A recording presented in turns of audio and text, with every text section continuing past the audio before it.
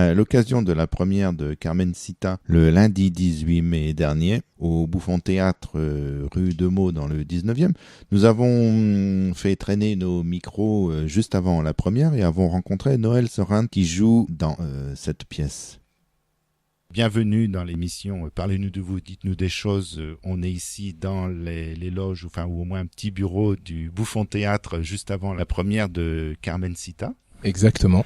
Dans lequel tu joues le rôle de Morales. D'accord. Ouais. Alors, il faut dire que Carmencita, c'est une adaptation libre de la nouvelle de Prosper Mérimée qui s'appelle Carmen. Exactement. Et de l'opéra de Bizet qui s'appelle Carmen aussi. Exact, tout à fait. Voilà. Et là, ça s'appelle Carmencita. Voilà. À ne pas confondre avec il y a eu un film qui s'est appelé Carmencita, qui était l'histoire qui est, on dit, la première comédienne à être dans un film aux États-Unis. Donc là n'a rien à voir. Mais ça n'a rien à voir. Voilà, exact. J'ai déjà un peu parlé de la pièce, donc la nouvelle de Prosper Mérimée, faire un petit résumé pour les auditeurs qui n'auraient peut-être jamais entendu parler de ça, de Prosper Mérimée. Si des fois il y a quelqu'un qui connaît pas Prosper Mérimée. Donc voilà, je te laisse la parole pour alors voilà. Donc je vais faire un bref résumé. Donc concernant cette pièce, donc il s'agit d'une femme qui s'appelle Carmen.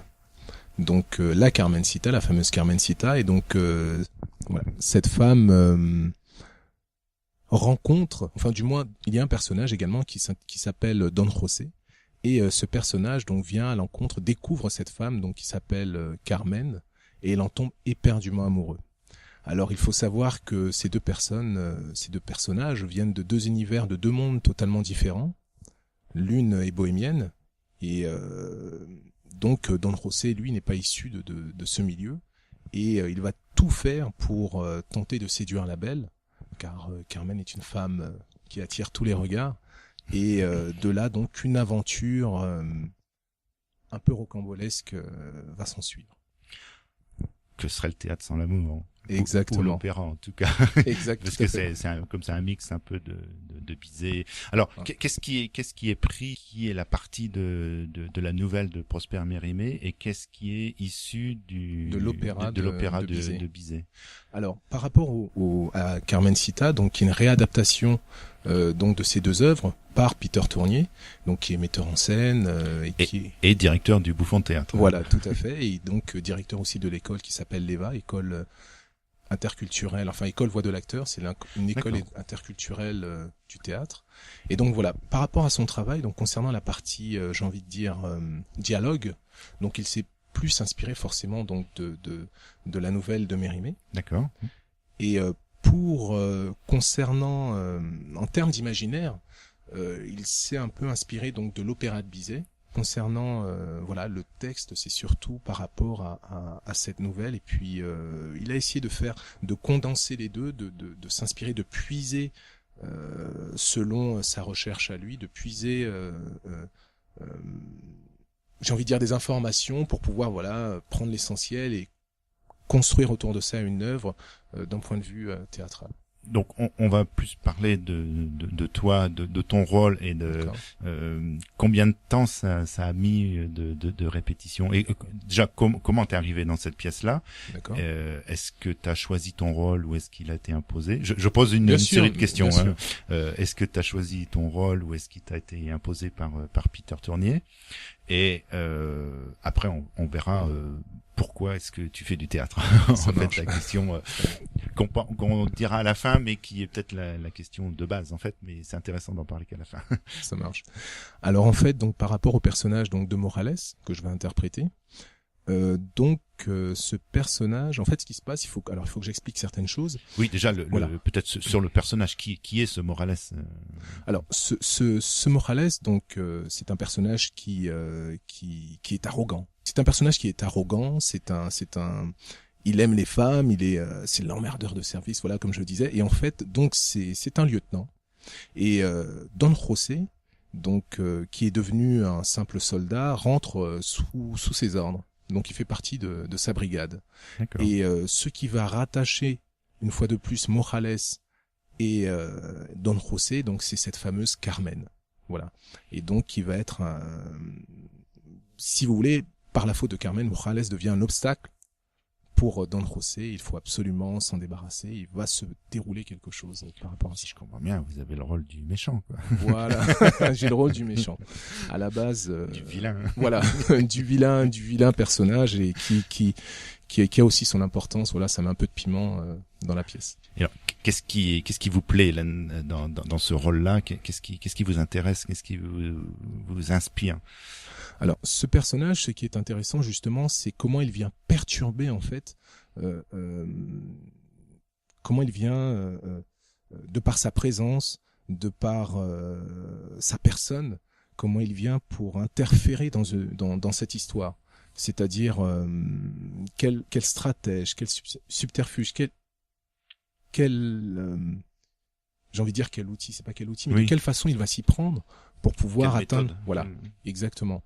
Et quel subterfuge il va voilà. utiliser pour exactement. pour Et arriver à donc ses fins. c'est cette partie du personnage que je trouve intéressante et que j'ai essayé de montrer à travers voilà, mais à travers ce personnage que j'ai essayé de faire ressortir. Est-ce que pendant les répétitions, pendant l'apprentissage du texte, ça vous a inspiré une certaine façon de jouer? Est-ce que vous avez pu la proposer à Peter Tournier? Est-ce qu'il en a tenu compte? Ou est-ce que c'est difficile? Vous pouvez le dire, il écoute pas, il est pas là. Et ou est-ce que c'est difficile de est-ce que il impose sa façon de voir? Alors, justement, c'est une très bonne question parce que l'avantage de travailler avec Peter Tournier, c'est qu'en fait, c'est libre.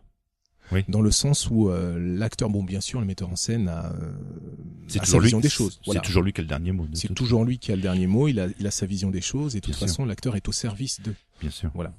Et l'avantage qu'il y a, donc, c'est que bien sûr, on fait des propositions et concernant le travail, la mise en place, qu'elle soit scénique ou en termes de propositions de jeu, donc il est assez libre et très à l'écoute. Il donne des directives et donc de là, en fait, c'est un travail commun, j'ai envie de dire. Bon, bien sûr, c'est lui qui chapeaute, voilà.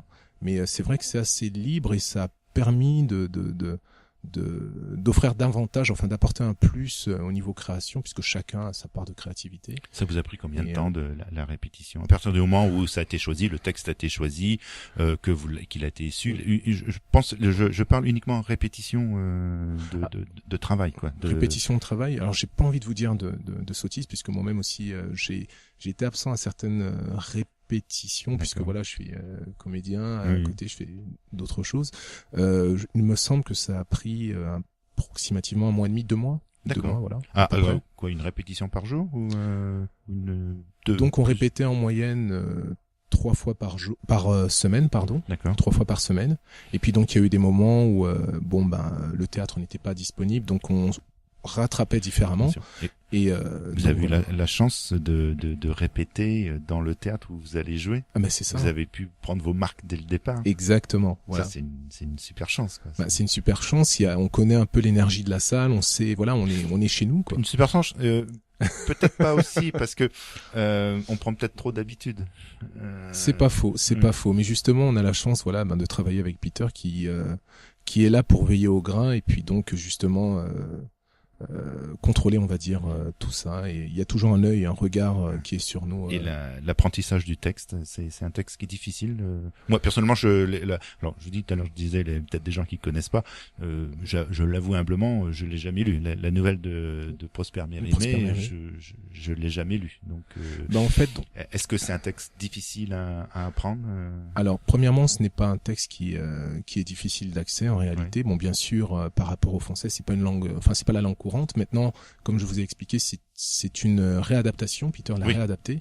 Donc voilà, on a essayé de garder cette façon de parler, de s'exprimer. Et non, le texte n'est pas compliqué. D'accord. C'est long. La pièce dure combien de temps? Alors la pièce dure en moyenne 1h15 approximativement. D'accord. Et il y a combien de personnages dans cette pièce? Alors il y a 4 personnages principaux et donc plusieurs comédiens également qui, en comptant aussi les gitans, donc nous sommes à peu près, ça dépend en moyenne 8 ou 10 personnes sur scène. Voilà, parce qu'il y a aussi les gitans qui sont là autour et dont les musiciens parmi les gitans. D'accord. D'accord. Oui, enfin bon. Je préfère dire bohémien. Justement, dans la pièce, est-ce qu'ils sont nommés? Est-ce que dans la nouvelle de Prosper Mérimée, est-ce ils ont été nommés, les gens, ce que vous appelez les gitans ou les bohémiens? Est-ce qu'ils sont nommés comme ça ou? Alors, ou ils ont une autre appellation? La nouvelle en elle-même. Moi, je n'ai pas lu la nouvelle. Je ne vous le cache pas. Maintenant, dans la pièce, en fait, on les nomme les bohémiens, puisqu'il y a également des conteurs. Donc voilà, ces bohémiens sont tour à tour musiciens, mais également conteurs, puisque voilà, il y a une partie du texte qui est narrée, qui est citée. D'accord, parce que c'est une réadaptation libre, c'est-à-dire qu'il a le texte et exactement, voilà. La mise en scène, parce que il a adapté le texte pour pouvoir le mettre en adéquation avec ce qu'il a pris de l'opéra. De l'opéra, mais de l'œuvre aussi. De l'œuvre, voilà. De Prosper Mérimée, exactement, tout à fait. D'accord. Voilà. Maintenant, il y a des petits rituels pour la radio, donc on va pas y échapper ce soir. Hein. Bon, est-ce qu'il y aurait une question que j'aurais oublié de poser? Alors, est-ce qu'il y a une question que vous auriez oublié de poser? C'est toujours le piège, ça. Peut-être l'enthousiasme des comédiens par rapport à cette pièce. Oui. Voilà.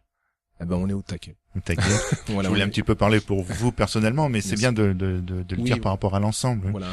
C'est vraiment, c'est une œuvre qu'on apprécie particulièrement parce qu'en fait, le travail sur cette pièce est différent par rapport à ce qu'on a l'habitude de faire, du moins, ou par rapport à ce qu'on a déjà fait sur scène. Et donc ça, bien sûr, je vais laisser, je n'en dirai pas plus, c'est la surprise. Et c'est vrai que on a une petite affection pour cette pièce. Parfait. Et maintenant, le deuxième petit rituel. Quelle est la question que t'aurais ou vous aurez envie de me poser? Donc voilà. Et ben, la question que j'aurais envie de vous poser, c'est est-ce que vous assistez ce soir à la pièce? J'aurais bien aimé, mais à mon grand regret, je pense que je ne vais pas pouvoir parce que demain, je commence très très tôt. Ah bon, moi je comprends les déplacements, mais je viendrai. Voilà. C'est toujours intéressant d'assister à la première, mais je viendrai à une des représentations. En tout cas. Vous êtes le bienvenu si je peux me permettre. Voilà. Et, voilà. Avec grand plaisir et je vous remercie. Et donc dernière petite chose pour la radio, on a un livre d'or, on peut dire ça. Sauf que quand on présente un livre d'or à quelqu'un qu'on reçoit, on lui présente une page blanche avec un stylo et il écrit ce qu'il veut. Donc là, on imagine que s'il y a un micro blanc, la page blanche, et vous pouvez y dire ce que vous avez envie d'y dire. D'accord. Alors avant toute chose, mille merci donc pour votre venue, pour nous avoir donné la parole et longue vie au poste à galène. C'est agréable d'être de voir que notre travail ne passe pas inaperçu, de voir que il y a des radios qui s'intéressent donc au domaine culturel et vraiment une longue vie par rapport à ça. Mille merci. Ne serait-ce que le fait d'exister, mille merci. Merci beaucoup. Et il faut signer.